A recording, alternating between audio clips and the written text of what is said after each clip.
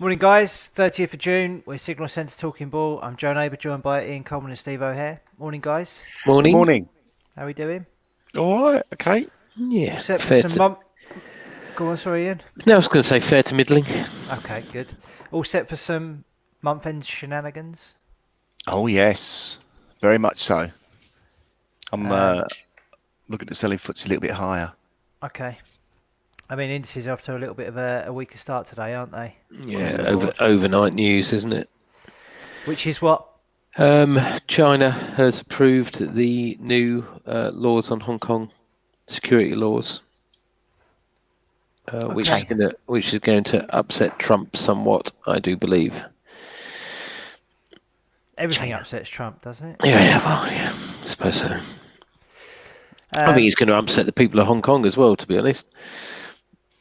Yeah, so what is... I haven't actually got anything specific about the news. All I've got is about Uh, COVID. I Have you think got it was something? weird because Bloomberg haven't said anything about COVID this morning. They've gone straight for this. Good morning. China approved a controversial Hong Kong law as new uncertainty for the travel and leisure sector, and the second quarter is drawing to a close. Here's what's moving the markets. So they've approved a landmark security law for Hong Kong they're trying to quell the risk of US retaliation. And basically the US is saying that they're going to try and make sure that Hong Kong doesn't become a financial or continue to be a financial hub. They're trying to stop it from being a financial hub. Well, yes, because it's basically under China rule now, isn't it? So Trump is trying to pull back, and he's saying that they're basically going to pull back a lot of exports to Hong Kong, especially if it's American technology. Sanctions will not scare us, replied the Hong Kong chief executive. Okay. And they're talking about visa bans as well for US citizens trying to go to Hong Kong. So I tell you what, I wish Amazon would ban my visa. I've spent getting fortunes battered. on this. Yeah, what's going on? Every day there's an Amazon box turning up. It is, yeah. It just, I mean, we don't even open them now. We just leave them. Yeah, it's a big piling up. stockpile. Yeah. It insulates the house because we've got an old house. It's sort of like we just stick it against the walls.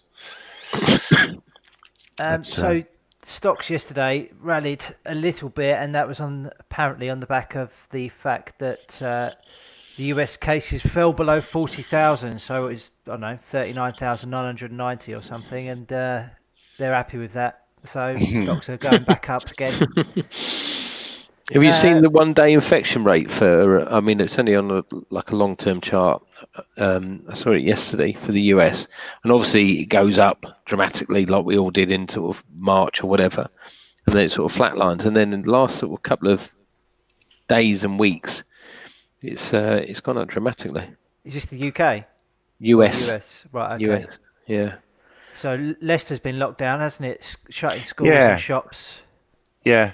Localized lockdowns. I think it's the way forward, to be honest. I've never got to do it. I went there once. It was closed. The whole thing. Leicester. We've got, as we discussed, month end, and it's also US Independence Day holiday this week. So I believe Friday US markets are shut, and normally it would be non-farm payrolls, but that's been brought forward to Thursday. This week. So that's been brought forward, so the number's smaller, is it? Yeah, quite possibly. It's only 30 days worth of data. Yeah. So, dear. So yeah, could be some fireworks at the end of the weekend, and potentially today as people sort of square off books or reposition themselves for the month ahead. Anybody got anything on the charts that particularly stood out yesterday that they want to talk about? Not Please really. say yes. Well, sort of. I think the dollar is still moving higher. I think we're sort of looking at risk off. So sort of, I mean, whatever way you look at it, I think it's either a triangle formation or a corrective channel. But I don't think this resistance level is going to last too long. And euro dollar is sort of the same thing. I mean, cable looks at maybe a little bit limited to the downside. Got a 78.6% fib here. This is quite a congestion area, but all the other dollar majors look like they've got room to move higher. Dollar yen, I think, is limited to the upside. Just hit an exhaustion count on the basket, the yen basket. So, and we've seen euro yen and Aussie yen move lower. So I think limited upside for dollar yen. We've got 50% pullback level here. And if we look over here, it's a previous swing high, bit of a congestion zone.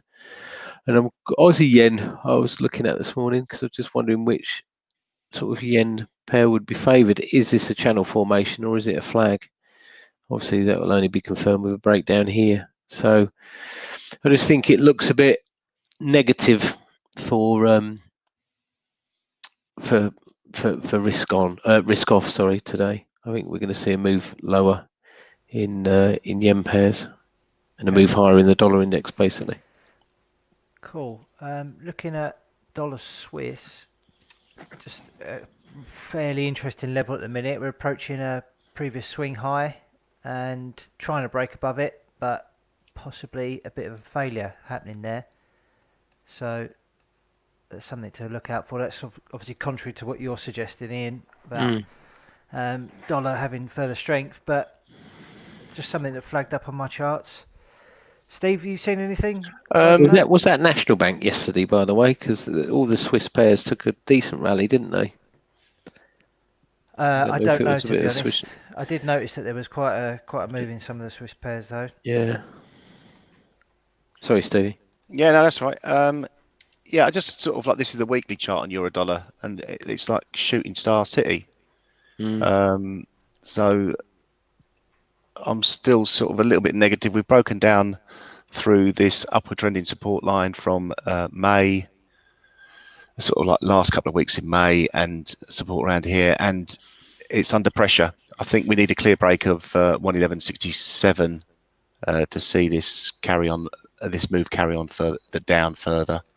And it'll be an almost head and shoulders formation. And with the cable, I don't know. Yeah, I think it's got potential to move a little bit further. Again, it's looking pretty negative on the weekly charts. Nobody likes sterling at the moment, do they? No, still. I mean, I love this little tool with the on the daily charts, all these candles. It sort of makes life a little bit easier. It shows you the all the different candles you like. Although it does have that, like you said yesterday, it has that detect the trend based on which is sort of, you don't really want to see that. I don't think so. I've set it to no detection, but then the problem is when you bring up the other candlestick patterns, I can't see how you change that to no detection before you actually highlight it. Otherwise, there might be some charts where it doesn't have any on it. But like obviously the shooting stars, the hanging man, the bullish hammers, all them, you want to be able to sort of see them. And you know, if you have a 50-day filter on it, or 50-day simple moving average filter on it, it's fine if you want to have sort of filters on these things. But if I put the filter on, they'll all disappear. They all disappear. Yeah. It's all, you know, well, yeah, I suppose they don't all disappear. You'll get them back here, where obviously the 50, 200-day moving average was around there. But yeah, it seems. I think the filters are too dramatic, aren't they? 50 and 200-day moving average. I mean, exactly.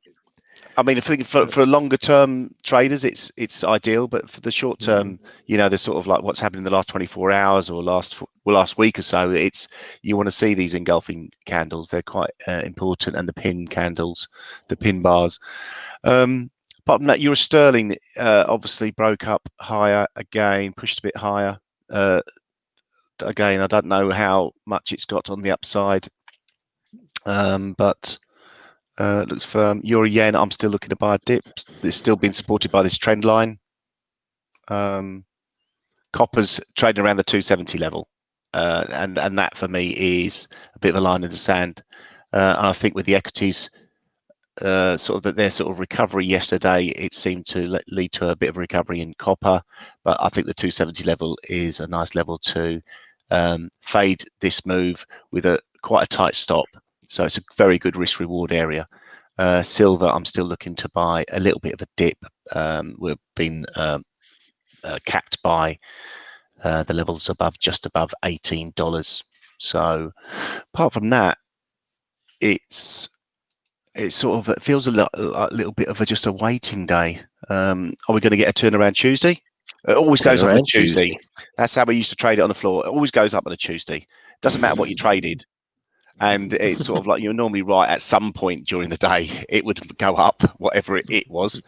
But yeah, it's just, I think we just got to wait and see what's going on. It's just a choppy, stuttery performance from Steve O'Hare, but that's what the markets are like at the moment. So I'm just replicating the markets. Yeah, it's tough out there, I think. Very, very choppy. And, we're seeing it potentially in our group chats as well. Just, limited opportunities. People aren't talking. People aren't, trading. If they are, they're probably just getting chopped up and losing money, I'd have thought. So let's hope for a little bit of something to happen over the next couple of days or so, because it feels very sort of summer months, doesn't it, for markets? I think if you look at the Aussie dollar daily chart, I think that sums it all up. Did we mention that the other day? It's like 12 or 13. This is the daily. Ooh, that's a bit messy, isn't it? But if you look there, it's just sideways. Yeah. So, 12 days, which is just over 2 weeks, isn't it? Trading days of nothingness. Yeah, that's going to continue to make things difficult, I think, in the short term. One indicator you can always slap on, which just to test whether or not you are going nowhere, is obviously the RSI. And if it's trending near 50, then the market's doing nout. Yeah. Ready for a big explosion in one way or the other. Quite possibly. Well, was it? To the actual statistics, markets are non-trending 60 or 65% of the time. Yeah. So data-wise today, we kicked off with some downward revisions to the UK first quarter GDP. That was bringing it to an 11-year low of minus 2.2%. We have some further data out today. We have Eurozone inflation at 10 o'clock. That's expected to fall by 0.1% month on month.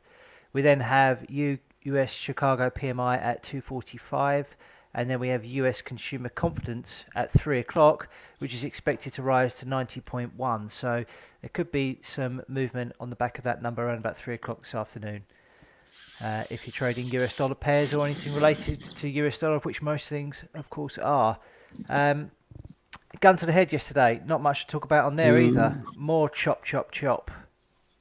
And we were stopped out in all three trades again yesterday. So nasty. I can't see your screen, Joe. There you go. I didn't want to see it.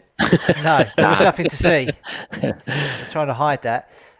So the trades we had. So we were short Aussie. Oh, there's a lot of red on there, isn't there? Yeah, so a bit of drawdown over the last few days or so.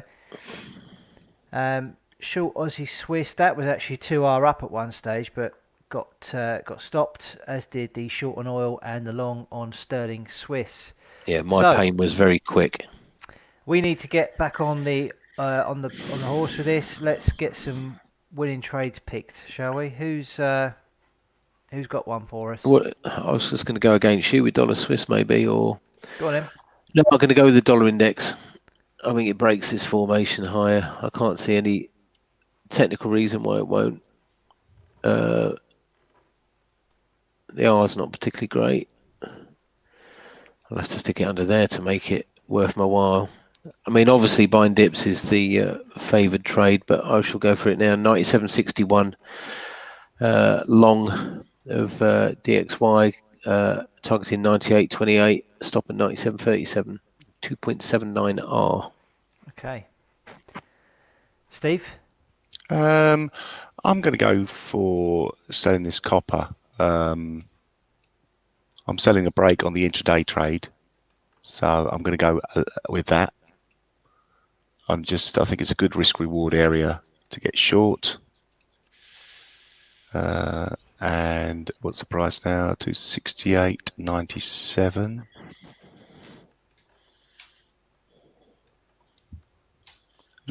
Is that right, or is that 268.90?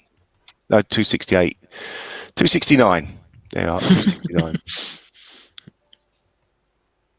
269. I'm going to leave the stop at.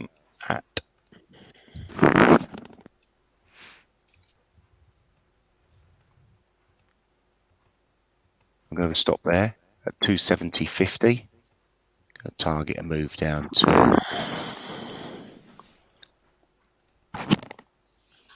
260. Let's do it 263. 4 to 1. I'm getting short here. 269. Stop at 270.50. Target 263. Good luck.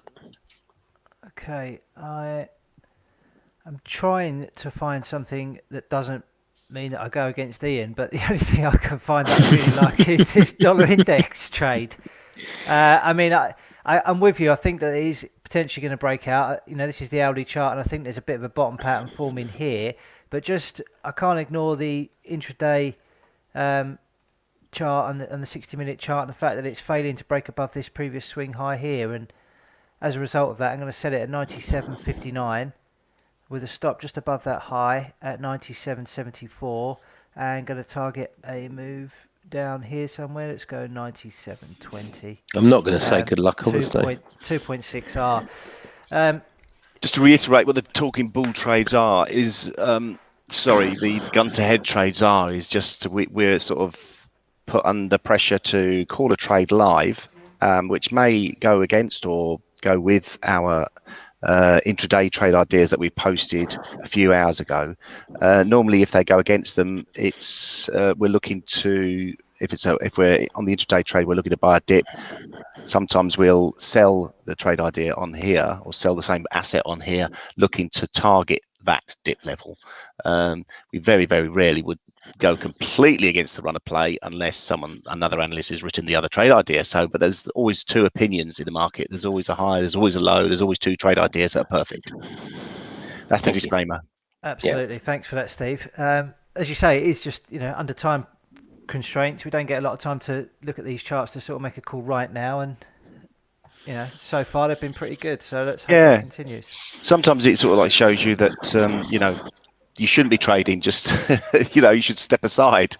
And today's probably one of those days, to be honest. Yeah, it does feel a little bit like it, but you never know. We'll probably nail every single one of them somehow. Although we're going against each other. But it has happened before. We did that the other day. Me and Joe went against each other. We both got stopped out. Yeah, can happen. So, we'll see. Okay, so has anybody got anything else news-wise that is relevant today, or things that we should know? No. Okay. Liverpool have won the league. That's the only other news. Right. Can you mute him, Joe? Mute. Boring. I don't see anything else that's interesting. Anyway. Scousers have properly messed up their town centre, haven't they? Yeah. Definitely. Need to lock that place down and throw away the key. A mate of mine turned around on Facebook the other day. Somebody posted a picture and said, "Look at the state of this," and he went, "Isn't it always like that?" Yeah. Don't believe in Facebook. Don't believe everything you read or say.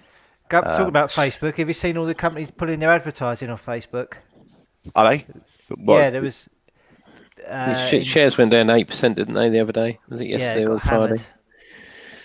All the big names putting advertising on the back of the spreading of fake news and the fact they don't do anything about it, and all the sort of uncensored content that goes on there. So good. Yeah, people taking a stand.